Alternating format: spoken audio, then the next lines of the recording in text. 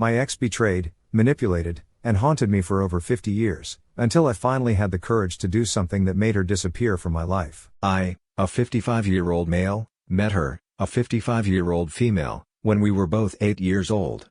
We initially went on a lot of play dates and to each other's birthday parties because our moms, and subsequently our dads, got along really well. Her dad was rich, a president of a technology company. My dad was upper middle class and not hurting for money himself. During those early years, Julie possessed this cascade of long, chestnut brown hair that seemed to catch light in the most mesmerizing way. But it was her eyes that truly captivated me, those enormous, pale blue orbs that had this uncanny ability to send shock waves through my entire being whenever our gazes locked.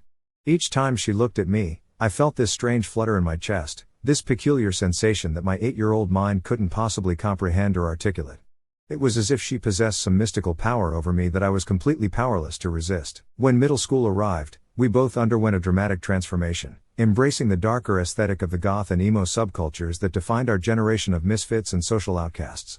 Ian Curtis, the legendary frontman of Joy Division, became our posthumous hero. Rest in peace to that tortured soul. Julie had chopped off her beautiful long locks, replacing them with a severe, jet black bob that framed her now rounder face. She had gained some weight during this period, developing a softer, more pudgy appearance that somehow made her seem more approachable and real. Meanwhile, I had shot up to an impressive 6 feet in height, though my frame remained frustratingly lanky and thin, all sharp angles and awkward proportions. That summer between middle school years, I dedicated myself to manual labor, spending countless hours under the scorching sun pushing a lawn mower across neighborhood yards, the smell of freshly cut grass becoming the soundtrack to my teenage determination. Every dollar I earned went straight into my savings, a small but growing fund with a very specific purpose in mind. When I finally had enough money, I ventured to the local gift shop and purchased a delicate ceramic unicorn, something that seemed to perfectly capture the whimsical, romantic gesture I was hoping to make when I finally worked up the courage to ask her to be my official girlfriend. As 7th grade drew to a close, Julie announced her intention to completely reinvent herself once again, declaring that she planned to abandon our current social circle and climb the hierarchical ladder of high school popularity. Her ultimatum was delivered with characteristic directness. I could either evolve alongside her transformation or risk being left behind in the dust of our shared past. Not wanting to lose her, I made the conscious decision to follow her lead, adapting my own identity to match her ambitious social aspirations. By the time we reached our sophomore year, Julie's metamorphosis was nothing short of spectacular. She had committed herself to competitive swimming, and the rigorous training had sculpted her body into something lean, toned, and undeniably athletic. Her hair had grown long once again, but this time she had transformed it into a stunning shade of golden blonde that seemed to announce her newfound confidence to the entire school.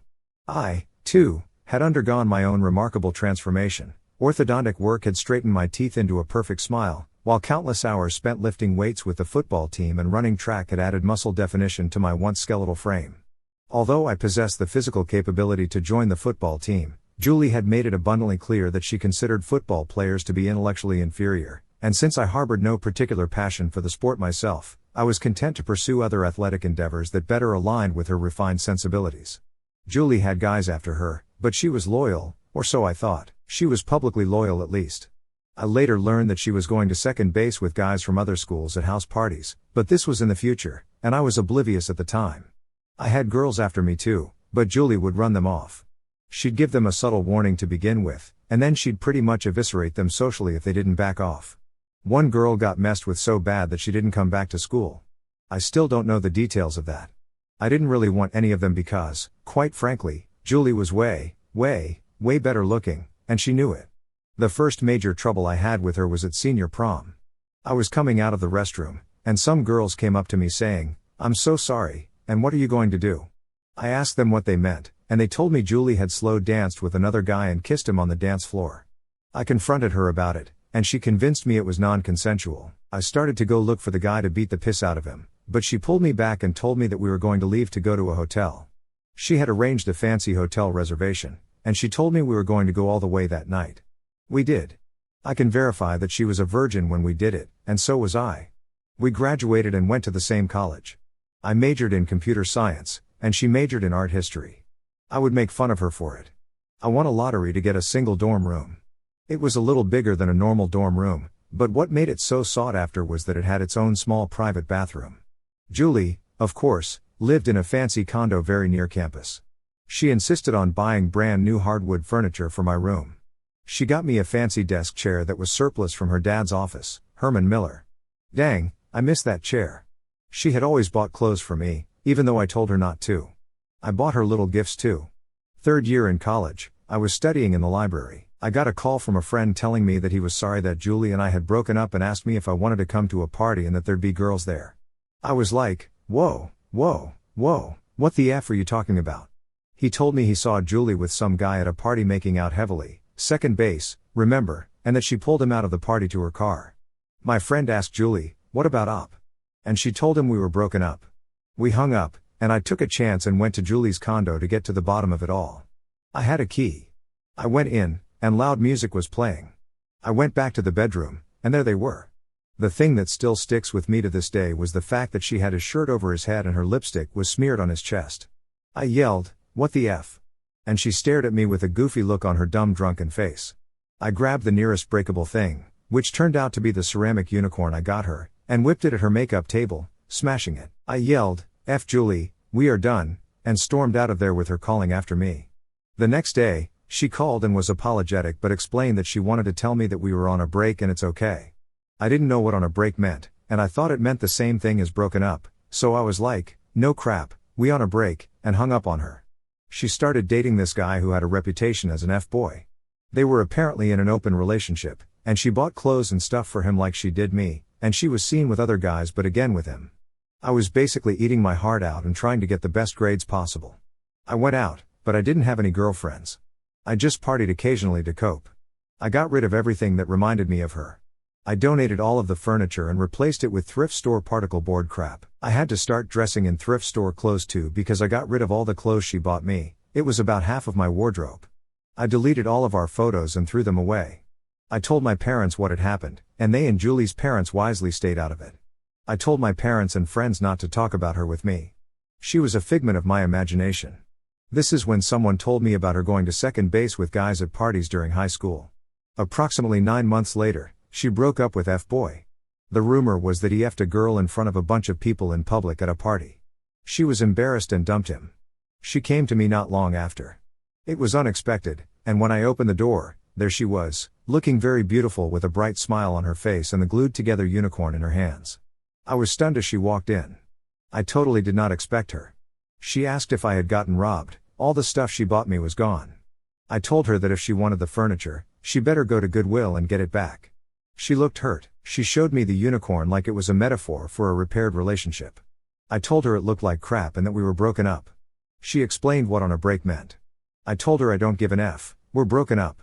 She started crying, but I told her to leave. She would then show up at my classes and try to convince me that we were soulmates who were destined to be together. I told her that soulmates don't F other dudes. She told our mutual friends, and they started pressuring me to get back with her because she's inconsolable. She sent me notes and letters, trash. She sent me flowers and candy like I was some insulted 1950s housewife, trash. Just being around her hurt me physically, so I transferred out at the end of the semester, ghosting her. I probably should have made other arrangements because I had to go to school 2 more years because a bunch of credits didn't transfer at the new school. I was signed up for a bunch of classes I already took and ended up barely passing them because I was in my bed all the time. My roommate, not a friend at the time, just assigned to the same dorm room, got annoyed that I was always there and a little worried about my attitude, so he called the campus police on me. I didn't get in trouble, but I did have to go see a counselor who told me I was having a major depressive episode in PTSD and that Julie had some kind of personality disorder or was a sociopath who had groomed me and manipulated me into dependence on her. I don't know if that's all true, but the Zoloft helped. I heard that Julie came looking for me at my parents' home. She kept asking them where I was and if she could contact me. They kept telling her no, but she got more and more belligerent and hysterical with them until Julie's parents told her to stop or they would institutionalize her. I graduated, got a job, got transferred to Singapore where I met my now wife. That's a whole other story.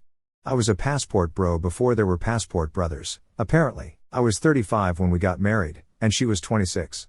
We moved back to the USA and had 3 kids. We're doing great. Fast forward to yesterday. I only use Facebook to occasionally upload family pictures but mostly post amusing stuff that comes out of my head. For example, I found an entire bowl of cereal in the sink today, so I guess we're Bezos rich now. I got a Facebook message from Julie. It had a photo of the unicorn, and in it she apologized for what she did and for hurting me and that she will never get over me. I didn't write back. I would never insult my wife like that. I blocked Julie, but what surprised me was my reaction to it, blinding effing rage. I effing punched the wall, denting the sheetrock, and I was so mad that tears came down my face, gritting my teeth, major headache. I swear, if Julie were there in front of me, I would have curb stomped her into the death penalty. I'm not a violent guy. I really am not. I lied to my wife and told her I had to work late, and I went on a long vigorous walk downtown to get my mind off of it. I couldn't go home like this. Later, I'm calm and feeling nothing, but my reaction puzzles me. Isn't the opposite of love indifference? I just don't understand how that happened. I guess the solution is more therapy and Zoloft. Let's see what the community thinks the solution should be first. Forget her. She was being manipulative and hurtful then, and she's still being manipulative now. Enjoy your happy life and don't let ghosts haunt you. Your story would make a great 80s style coming of age movie script. Right now I'm fine with it. I don't feel anything. Maybe I just needed to let off steam. If she finds some other way to contact me, am I going to be like this again? That's my worry, that she'll show up at my door and I'll end up going to prison for murder. Someone else chimes in, you should tell the story to your wife and let her know how you feel. I guarantee that this will allow the indifference to kick in towards Julie and will have a huge bonding effect with your wife. What a witch she is. Good luck, man. I just don't want my wife to feel threatened or anything because that will mean that my wife knows that another woman has gotten under my skin, but not in a good way. I said this elsewhere, but I'll call up and talk to someone. OP, it sounds like you've just been through a lot, and it's completely understandable that receiving a message from Julie after all these years stirred up strong emotions. I'm sorry for all you've been through. Julie is a huge part of your past. It's commendable that you blocked her and took some time to cool off. Sharing your feelings with your wife might be a good idea. Open communication is crucial in relationships, and letting your wife know how you reacted and why can strengthen your bond. It doesn't necessarily mean that another woman has gotten under your skin in a threatening way, it's more about addressing and processing past emotions. Julie sure did have some serious guts coming back twice and with that dreaded patched up good-for-nothing unicorn. What do you think? Would you have had the same reaction? Would you tell your spouse about it? New update, so, upon recommendations from the comments on my first post, I talked to my wife about Julie. She was aware of Julie before we got married, but I downplayed the effect the breakup had on me. I just told my wife that she cheated on me and I ended it, but not how much it broke me at the time.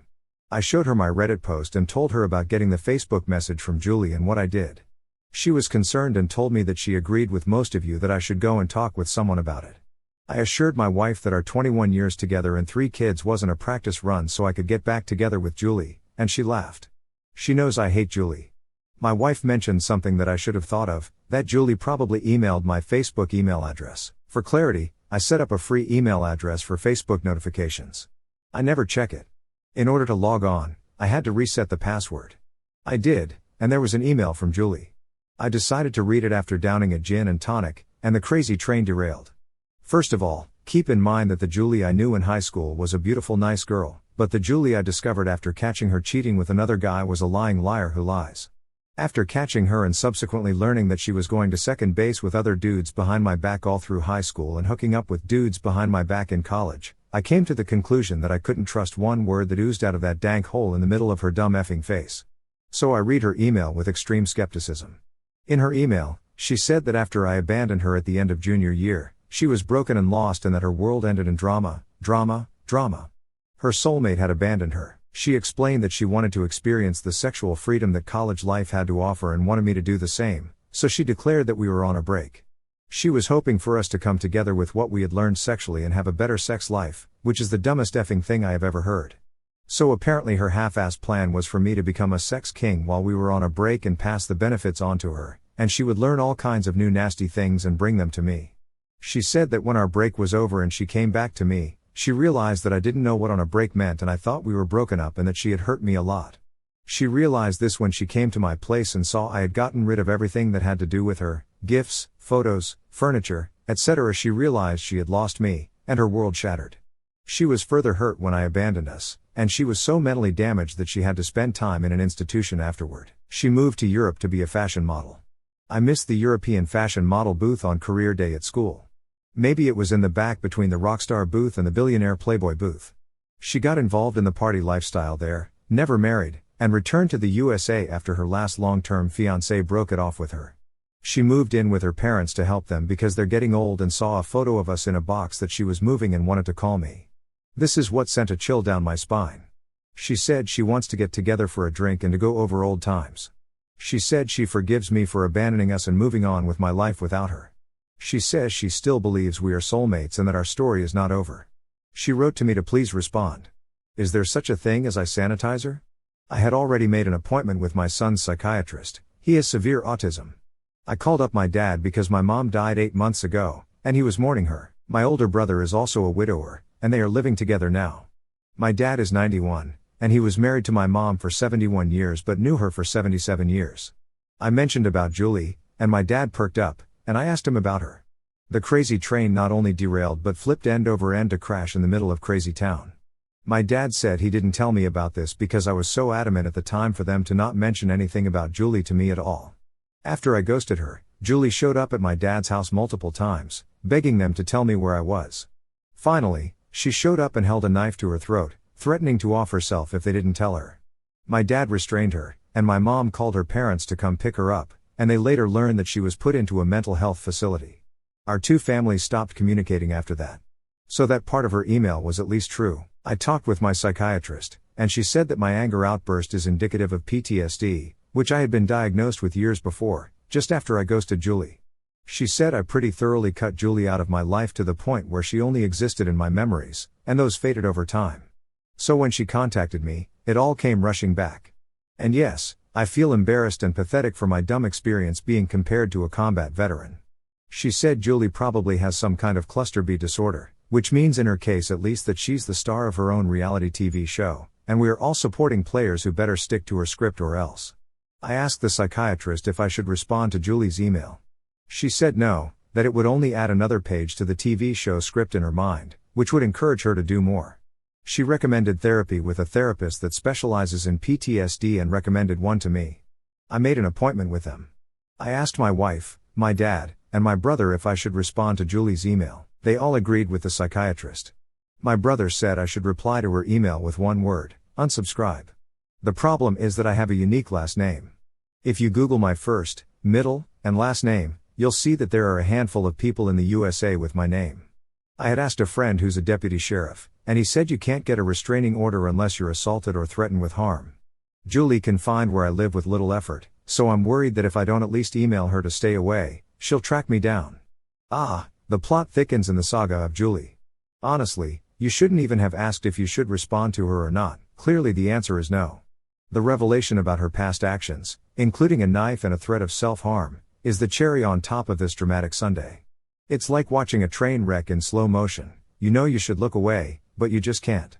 I think you're probably overreacting over the fact that she'd track you down. She's probably just looking for a quick fix after all these years.